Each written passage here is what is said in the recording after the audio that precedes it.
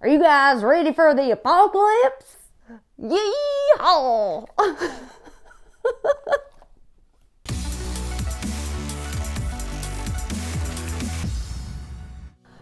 Okay, so the apocalypse came and you guys bought freaking toilet paper. We need to talk. Okay, what's the most important thing we need to survive? No, Cujo, it's not toilet paper. Can you put that down, please? Thank you. The number one thing you would need to survive is water. You can actually survive longer without food than you can without water. So that would be number one. And of course, as always, you'd want to make sure that you have access to clean, filtered water, and preferably a system that doesn't require power in case during this apocalyptic event the power went out.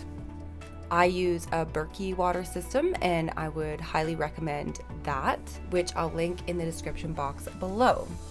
Now, what's the second most important thing you would need to survive? You probably all guessed this one correctly, and that would be food. I would recommend stocking up on canned goods or non-perishables because, again, if something happened where the power went out and your freezer and your fridge were totally loaded up but your cupboards were not, you wouldn't do well for more than a few days.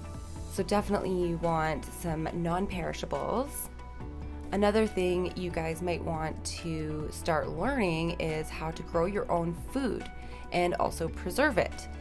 That way, when there are food shortage situations, you are more resilient. And the third most important thing you would need to survive, in my opinion, would be medicine. Because let's say the hospitals were overwhelmed or there was tons of sick people with an infectious disease that were at the hospitals and you didn't want to go there, you might want to know how to take care of a few things at home instead.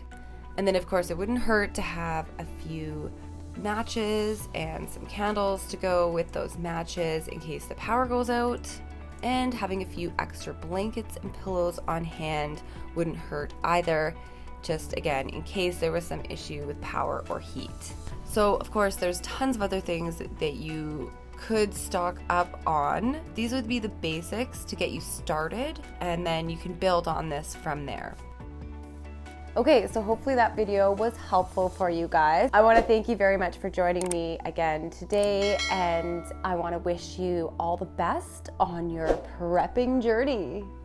A yeehaw!